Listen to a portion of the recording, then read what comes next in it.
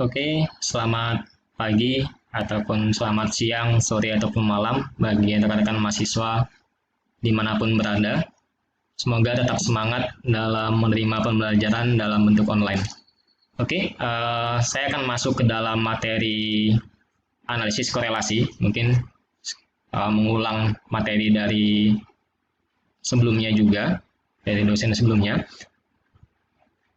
Jadi pendahuluan ya. Jadi seringkali dalam satu penelitian kita ingin mengetahui hubungan antara dua variabel yang berjenis numerik. Jadi datanya itu berupa numerik ataupun kuantitatif, bersifatnya interval ataupun rasio. Jadi bukan kualitatif ya. Jadi datanya berupa numerik. Kita punya dua variabel. Nah di situ kita ingin mengetahui bagaimana hubungan antara kedua variabel tersebut. Misalnya, saya ingin mengetahui hubungan antara berat badan dengan tekanan darah, ataupun umur dengan kadar hemoglobin, seperti itu, ataupun sebagainya. Nah, dari contoh-contoh tersebut menunjukkan adanya hubungan atau korelasi antara kejadian atau sebuah variabel yang satu dengan kejadian atau variabel yang lain. Kemudian, di samping berfungsi untuk mengetahui derajat atau keratan hubungan, korelasi juga berfungsi untuk mengetahui arah hubungannya dari kedua variabel tersebut. Misalnya, apakah hubungan berat badan dan tekanan darah mempunyai derajat yang kuat ataupun lemah? Seperti itu. Kemudian, bagaimana pula pola dari kedua variabel tersebut? Apakah polanya bersifat positif ataupun bersifat negatif? Nah, hubungan dua variabel yang berpola positif itu bila kenaikan satu variabel pada umumnya diikuti oleh kenaikan variabel yang lain, ataupun sebaliknya. Kalau yang satunya turun, maka yang lainnya juga akan menjadi turun. Misalnya, semakin bertambah berat badan, maka akan semakin tinggi pula tekanan darahnya. Jadi polanya adalah positif. Kemudian bagaimana ketika berpola negatif? Nah, itu berarti kebalikannya. Jadi, bila satu variabel pada umumnya naik, maka diikuti oleh penurunan variabel yang lainnya. Atau sebaliknya, jika satu variabelnya turun, maka variabel yang lainnya akan naik. Seperti itu. Misalnya apa? Misalnya, semakin bertambah umur, maka akan semakin rendah kadar hemoglobinnya. Seperti itu. Nah, secara sederhana atau secara visual, hubungan dari dua variabel tadi dapat dilihat dari sebuah diagram pencar atau scatter plot. Scatter plot ini yaitu grafik yang menunjukkan titik-titik perpotongan nilai data dari kedua variabel. Misal kita sebut kedua variabel itu yaitu X dan Y, seperti itu. Nah, ini adalah pola hubungannya. Jadi, ketika ini yang korelasi berlinear negatif, artinya ketika X-nya semakin bertambah, maka Y-nya akan semakin menurun, seperti itu. Kalau ini korelasi linear positif, ketika X-nya bertambah, maka Y-nya juga akan semakin bertambah. Jadi polanya positif. Kalau ini polanya negatif. Ini ketika tidak ada korelasi, jadi tersebar data tersebut. Kemudian kalau yang ini polanya tidak linear, karena dia naik, kemudian tiba-tiba turun. Jadi ini bukan korelasi linear, yaitu disebut juga sebagai korelasi non-linear. Kemudian, derajat keratan hubungan itu dapat dilihat dari sebaran datanya atau tebaran datanya. Semakin rapat sebaran datanya, maka akan semakin kuat hubungannya. Sebaliknya, semakin lebar tebarannya, menunjukkan hubungannya akan semakin lemah. Nah, disinilah kita perlu menghitung koefisien korelasi. Kita bisa menghitung besar atau derajat hubungan antara kedua variabel tersebut. Di mana koefisien korelasi ini bernilai antara negatif 1 sampai dengan positif 1. Nah, jenis korelasi yang kita gunakan dalam hal ini yaitu korelasi produk moment percent. Ini digunakan ketika datanya memiliki skala interval ataupun rasio. Nah, jenis korelasi ada beberapa, ada korelasi Rang-Spearman. Ini ketika data yang memiliki skala ordinal, ada korelasi point biserial, ketika salah satu variabelnya memiliki skala nominal. Kemudian ada korelasi T, ketika kedua data memiliki skala nominal, Begitu juga ada korelasi kanonik. Korelasi kanonik ini adalah membandingkan sekelompok variabel dengan sekelompok variabel lainnya. Seperti itu. Ya, dalam hal ini kita akan menggunakan korelasi product moment person. Nah, ini adalah rumusnya. Rumus dari koefisien korelasi product moment person. Jadi kalian bisa menggunakan persamaan yang atas ataupun persamaan yang bawah. Jadi N ini adalah banyaknya data.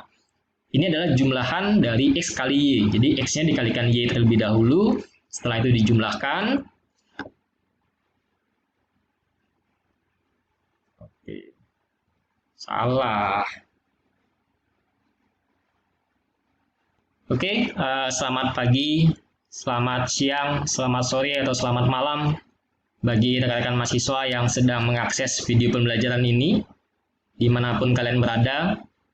Semoga kalian tetap sehat dan semangat dalam menerima materi pembelajaran dalam bentuk kelas online. Ya, saya akan menjelaskan tentang materi analisis korelasi.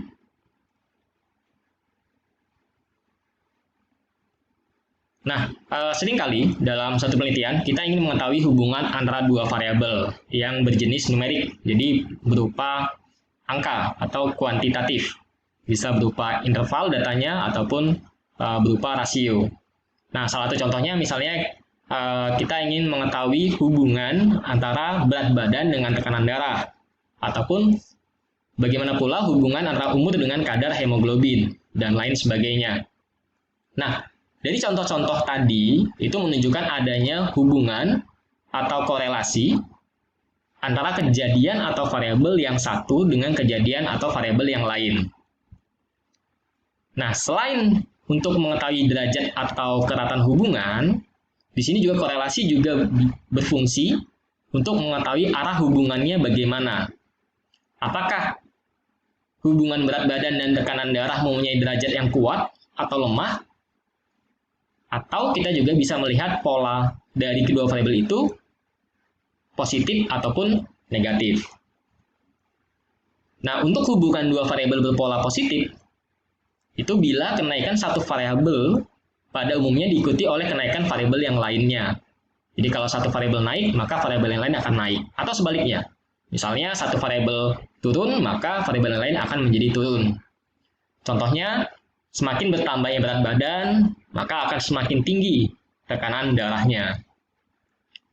Selain itu, hubungan dua variabel yang berpola negatif bila kenaikan satu variabel pada umumnya diikuti oleh penurunan variabel yang lain, atau sebaliknya, bila satu variabelnya turun, maka variabel yang lain akan menjadi naik. Misalnya, semakin bertambah umur, maka akan semakin rendah kadar hemoglobinnya. Nah, secara sederhana atau secara visual, hubungan dari kedua variabel tadi itu dapat kita lihat melalui diagram pencar atau scatter plot. Jadi, dari scatter plot itu, kita akan mendapatkan sebuah grafik yang menunjukkan titik-titik perpotongan antara data dari kedua variabel. Misalnya kita sebut variabelnya adalah X dan Y, seperti itu. Nah, ini adalah pola hubungannya. Jadi, kalau yang ini adalah korelasi linier negatif. Jadi, ketika X-nya dia naik, maka Y-nya akan menurun, seperti itu. Yang ini korelasi linier positif. Jadi, ketika X-nya naik, maka Y-nya juga akan naik, seperti itu.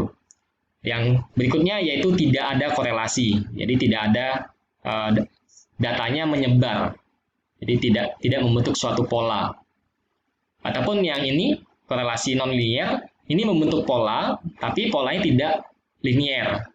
Jadi ini pola berbentuk kuadratik. Nah, ini disebut sebagai korelasi non-linier. Nah, derajat keratan hubungan itu dapat dilihat dari tebaran datanya atau sebaran datanya. Semakin rapat data tersebut, maka akan semakin kuat hubungannya. Karena tetapi sebaliknya, semakin melebar tebarannya, maka hubungannya akan semakin lemah. Nah, untuk mengetahui besar derajat hubungan kedua variabel tadi, maka kita akan menggunakan atau menghitung koefisien korelasi. Seperti itu. Di mana koefisien ini bernilai antara negatif 1 sampai dengan positif 1. Nah, ini adalah jenis-jenis korelasi. Ada korelasi product moment person, di mana datanya memiliki skala interval atau rasio atau data berupa numerik.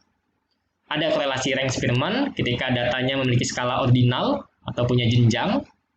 Kemudian ada korelasi point biserial, salah satu variabelnya memiliki skala nominal. Korelasi P ketika datanya X maupun Y-nya memiliki skala nominal, ataupun korelasi kanonik, di mana membandingkan sekelompok variabel dengan sekelompok variabel lainnya. Nah, dalam hal ini kita akan menggunakan korelasi product moment person. Nah, ini adalah persamaan atau rumus dari koefisien korelasi. Teman-teman bisa menggunakan yang persamaan atas ataupun persamaan yang bawah, karena hasilnya nanti akan sama. Jadi di sini adalah N adalah banyak yang data. Ini adalah X dikali Y dulu, kemudian hasil perkaliannya dijumlahkan. Yang ini adalah jumlahan dari X, nantinya akan dikali dengan jumlahan dari Y.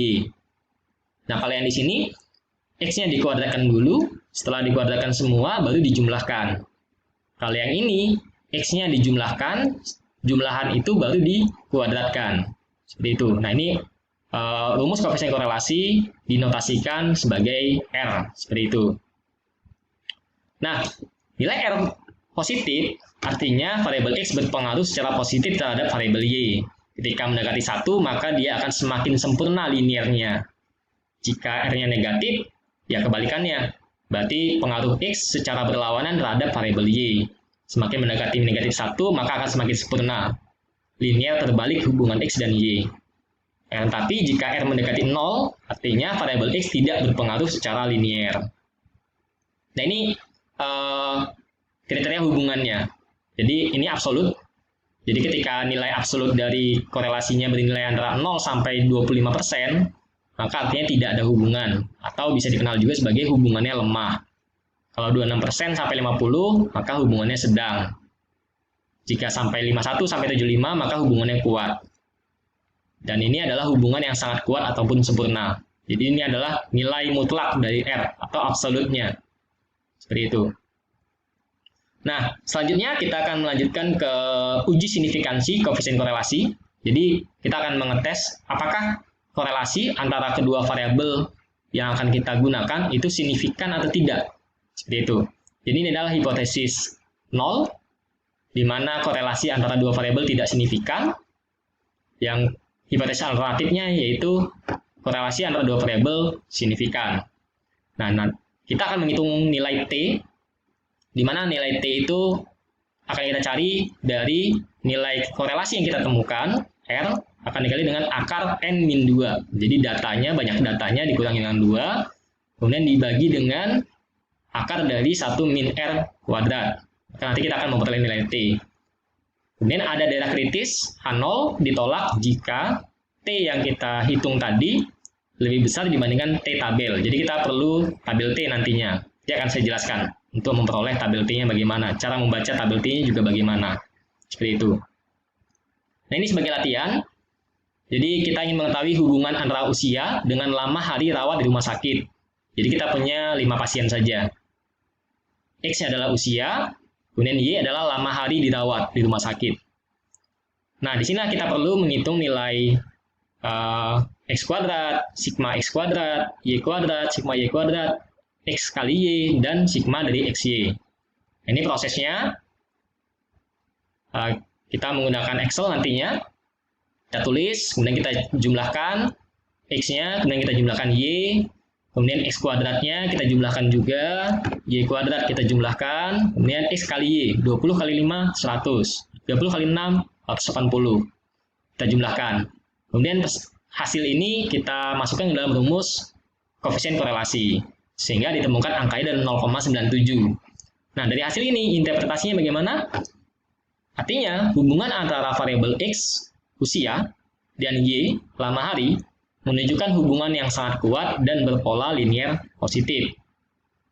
Artinya, semakin bertambah umur seseorang, maka akan semakin bertambah pula lama hari dirawat di rumah sakit. Nah, kemudian kita masukkan ke uji signifikansi, kita masukkan dalam rumus T hitung, diperoleh nilainya adalah 6,91. Kemudian kita masukkan dalam nilai T tabel, maka akan diperoleh nilai 3,18. Dalam arti ini H0-nya ditolak. Artinya korelasi antara kedua variabel itu signifikan. Oke, selanjutnya nanti akan lanjut ke video berikutnya. Terima kasih.